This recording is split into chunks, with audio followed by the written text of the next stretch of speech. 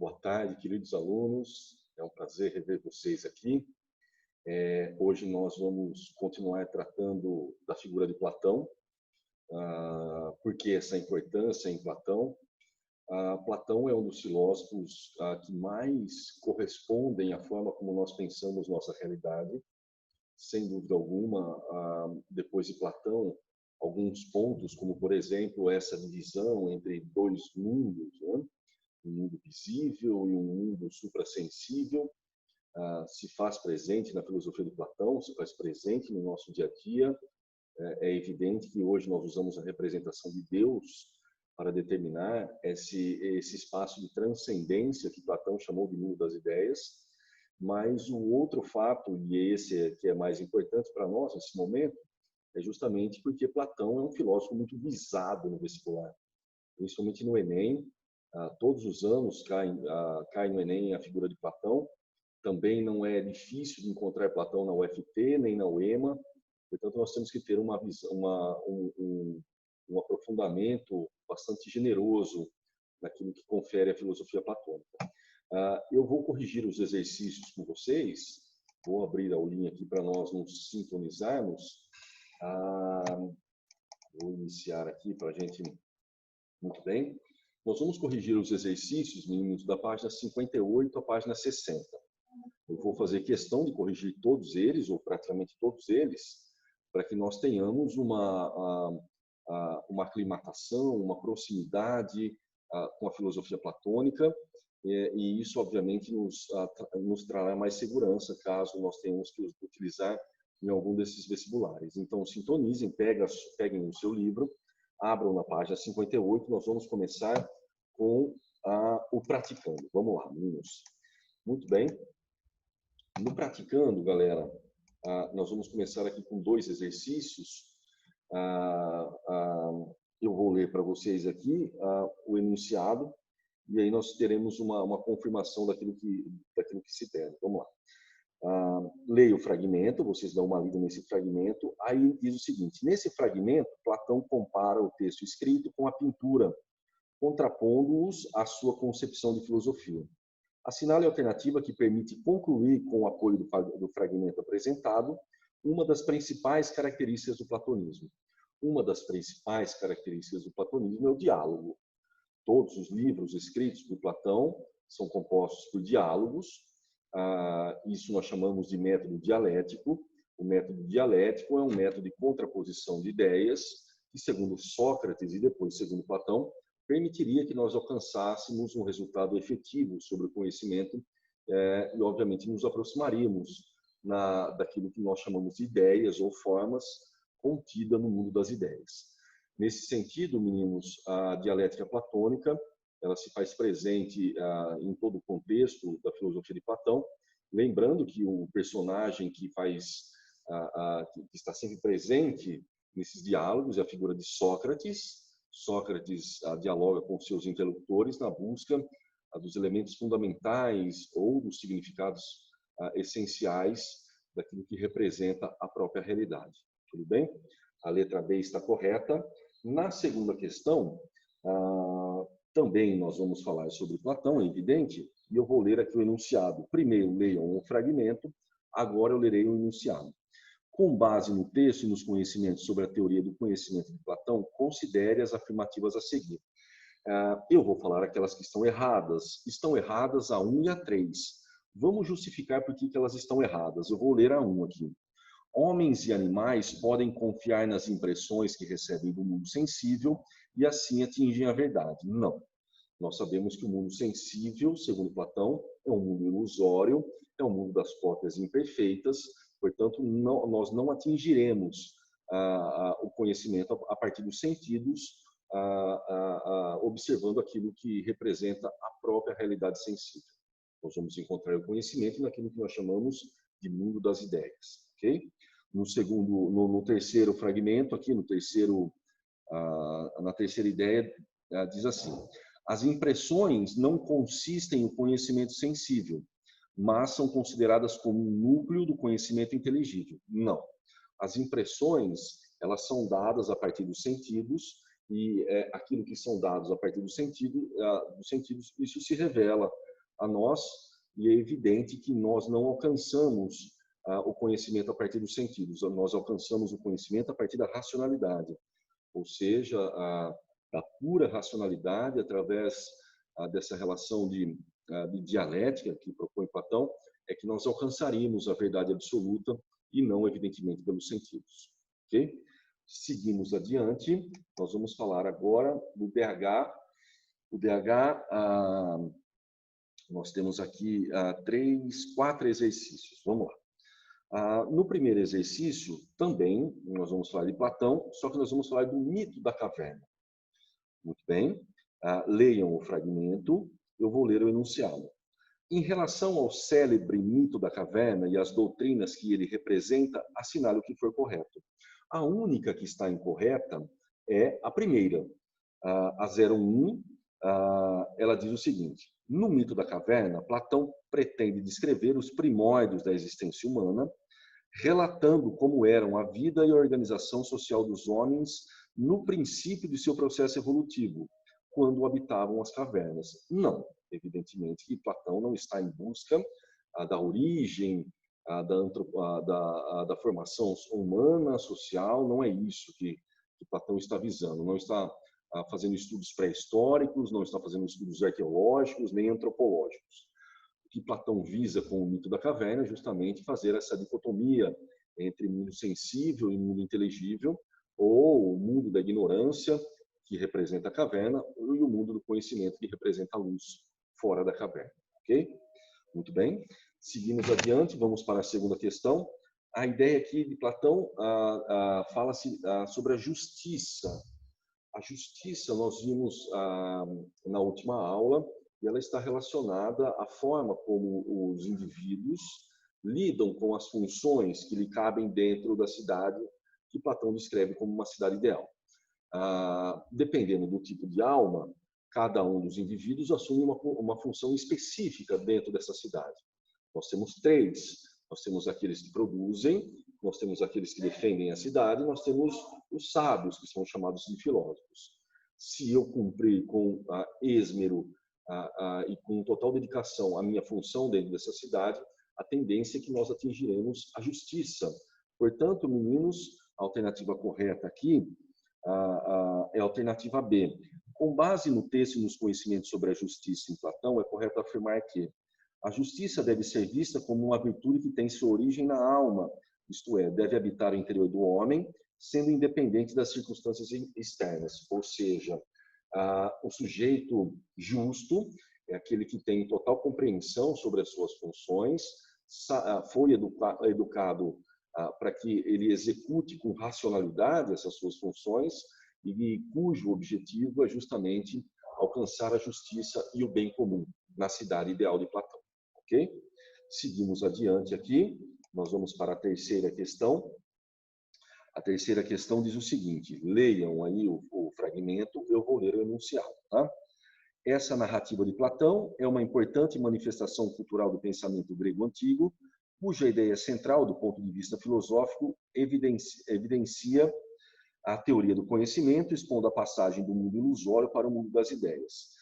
Então, Platão está narrando essa passagem no mito da caverna, onde sujeitos acorrentados, que obviamente estavam determinados à ignorância, um desses sujeitos, o chamado filósofo, rompe esses grilhões, essas amarras que existem, e passa a buscar a verdade. A verdade será encontrada fora da caverna, na luz. A luz representa o conhecimento, o mundo inteligível, ou aquilo que nós chamamos de mundo das ideias. Portanto, meninos, eu fiz aqui uma divisão, só para que nós ratifiquemos essa ideia tão fundamental na filosofia platônica. Ok? A alternativa portanto, é a alternativa correta. A quarta questão, leiam aí o fragmento, e eu vou ler o enunciado para vocês. Tá? O sofista Trasímaco, personagem imortalizado no diálogo A República de Platão, sustentava que a relação entre justiça e ética é resultado do quê? A alternativa correta é a alternativa D. Eu chegaria a esse resultado, meninos, justamente porque há 2 aulas atrás nós falamos sobre os sofistas. eu devo ter uma compreensão que os sofistas eram filósofos na Grécia, e eles não tinham um determinado comprometimento com a verdade absoluta. Eles achavam que a verdade ela era relativa, e esse relativismo se dava pelas várias possibilidades e pelas várias interpretações existentes dentro de um meio social. Portanto, a letra D diz o seguinte: a relação entre justiça e ética é o resultado das convenções sociais resultantes de interesses humanos contingentes, ou seja, há uma diferença substancial entre os indivíduos, entre a sua forma de pensar obviamente, dentro desses arranjos que se fariam das várias necessidades, das várias possibilidades desse grupo, nós atingiríamos uma relação de bom senso entre nós. Mas não alcançaríamos a verdade absoluta e não alcançaríamos uma determinação universal, como buscava Platão, como buscava Sócrates. Para os sofistas, a verdade ela é relativa nesse sentido. A verdade ela se predispõe à contingência, ou seja, se predispõe às possibilidades. Como há inúmeras possibilidades em um meio social, fica difícil estabelecermos um parâmetro único para as relações sociais, ok? Portanto, aí a letra D está correta. Vamos agora para os complementares. Nos complementares, também há um diálogo aqui, vocês leiam antecipadamente aí, por gentileza, e aí eu leio o enunciado aqui. A partir do trecho citado e dos conhecimentos sobre a filosofia de Platão, assinale o que for correto. Só a 16 está incorreta. Vamos ler a 16. Para Platão, é impossível haver conhecimento de qualquer coisa. Não. Platão acredita que nós podemos alcançar o conhecimento. Ele nos declara que o conhecimento está contido no mundo inteligível, onde as coisas são eternas, as coisas são essências da própria realidade, é onde está contida a origem primeira dos seres e assim sucessivamente. Isso é conhecido como o mundo das ideias, né, meninos? Então é possível sim chegar à verdade, e Platão nos dá um caminho. Esse caminho é o caminho da dialética. Obviamente que nós deveríamos sair de um processo bastante retrógrado, onde as crenças, as falsas opiniões burlam a nossa forma de entender o mundo e nos levam ao equívoco. E, obviamente, que a busca do conhecimento estaria centrada em outro ambiente, que é justamente o mundo das ideias, e isso seria alcançado através da racionalidade. Esse é o ponto central da filosofia platônica, ok? Muito bem. Agora nós temos três questões dissertativas, uma delas eu solicitei a vocês. Eu vou colocar apenas as sugestões de resposta aqui, viu, meninos? Está muito abreviado. Eu gostaria que vocês escrevessem umas 40 linhas em cada uma dessas respostas. Aqui está o ponto central, a que se refere cada uma dessas perguntas e o caminho que nós podemos dar a ela, tá? Muito bem. Na segunda questão diz assim: a educação, na imagem proposta por Platão, sair da caverna representa a educação como uma reviravolta. Com base na leitura desse trecho e em outras informações presentes nessa obra, o que significa essa reviravolta? Eu coloquei aqui para vocês: abandonar o mundo ilusório, as falsas crenças, as meras opiniões e buscar a luz do conhecimento, as verdades através da filosofia e da racionalidade. Isso serve de parâmetro para nós. Nós realmente somos sujeitos bastante apáticos quanto ao conhecimento. Nós nos sujeitamos muito facilmente a determinações exteriores, a falsas ideias, a crenças indeterminadas. Nós somos muito fáceis de ser persuadidos, de ser convencidos e de ser manipulados.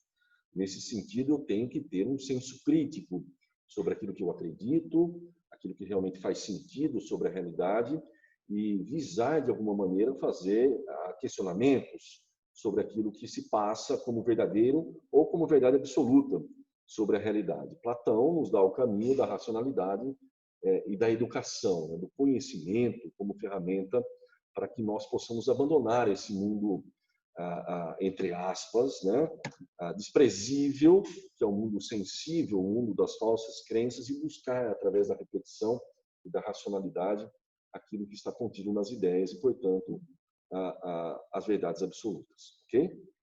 A terceira questão foi a questão que eu solicitei a vocês, que é muito interessante. Ela diz assim: explica o significado filosófico da alegoria da caverna de Platão, comentando sua importância para a distinção entre aparência e essência. Eu coloquei algumas correlações daquilo que significa a aparência e daquilo que significa essência. A aparência pode significar a ignorância, o próprio ambiente da caverna, aquilo que nos induz ao erro e ao comodismo, principalmente. Alguns de nós têm muita preguiça de pensar. A preguiça não é uma preguiça, eu estou cansado, não. Se dá por vencido muito facilmente, não questiona aquilo que se propõe ou se dispõe como verdadeiro ao seu redor. Aceita muito fácil as relações de dominação que se impõem a nós, e obviamente que Platão nos sugere desacorrentarmos desse processo e encontrar a luz naquilo que nós chamamos de mundo das ideias. Lembre-se que o mundo das ideias é um mundo que eu alcanço através da racionalidade, ou seja, eu passo a pensar o mundo e, evidentemente, que eu me aproximo cada vez mais das ideias, porque essa manipulação de dados que eu faço sobre a realidade me permite fazer alguns questionamentos e chegar a novas conclusões sobre a mesma, ok? Fica a dica aí, meninos. A quarta questão: a partir dessa narrativa, leia o enunciado aí, a partir dessa narrativa de Platão, discorra sobre o papel do filósofo no mundo contemporâneo. Essa será uma questão que, se houver alguma avaliação, eu vou colocar ela na avaliação, viu, meninos? Eu acho, assim, que eu me sinto responsável por colocar essa questão pelo fato de que eu sou formado em filosofia, vocês sabem, amo a minha profissão, tento dar o máximo de mim naquilo que se refere à filosofia, sou limitado como qualquer outro indivíduo, mas é bastante difícil encontrar o papel do filósofo hoje na sociedade. Imagine que eu saia daqui agora e vá até a Batavo. Chego na Batavo, eu peço um emprego. O cara fala assim: qual é a sua formação? Filósofo. Eu acho que ele vai rir da minha cara, evidente, né? Tá, mas o que você vai fazer, meu filho? Você vai meditar aqui no campo, né? Vamos lá.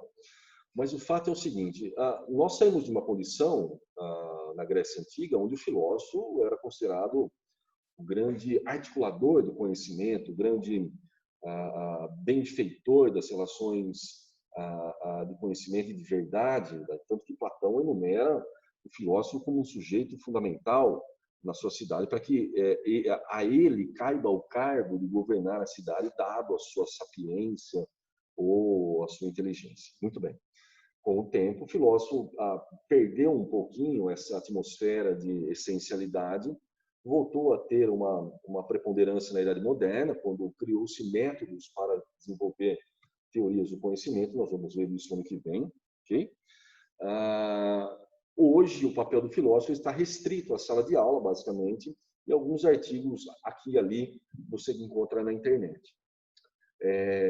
Eu acredito que o papel do filósofo hoje seja o de motivar os indivíduos a pensar sobre sua realidade. Nós somos, como eu disse a vocês, tão facilmente manipulados, não só pela relação de imposição do sistema, ou governamental, até mesmo da escola, mas isso realmente é uma situação que nos tira a autonomia. E uma coisa que eu sempre prezo em minha vida é ter autonomia de pensamento. Você não precisa estudar 1.500 filósofos para ter autonomia de pensamento, mas você deve ser um sujeito reflexivo sobre o seu papel na cidade onde você está, da preponderância do seu trabalho, das suas relações com o mundo, se são produtivas e positivas, que comportamento eu deveria ter e que valores deveriam ser colocados em prática para que as relações sociais, na menor esfera, como a família, ou na maior esfera, dentro de uma sociedade como o Brasil, sejam produtivas e eficientes, como eu disse a vocês. Então, meus anjos, a arte de reivindicar, a arte de questionar, a arte de propor, de pensar, de buscar soluções que interpelem sobre aquilo que é de comum acordo entre todos nós. Acredito que essa seja a função do filósofo hoje, e isso, obviamente, se resume à sala de aula. Então, eu considero o meu papel fundamental na formação de vocês, no sentido de que eu posso, sim, ajudá-los a enfrentar os desafios que o mundo traz, justamente aprimorando a sua forma de pensar e a sua forma de identificar as necessidades do mundo, ok? Por hoje é só, meus anjos. Um grande beijo, se cuidem e até a próxima.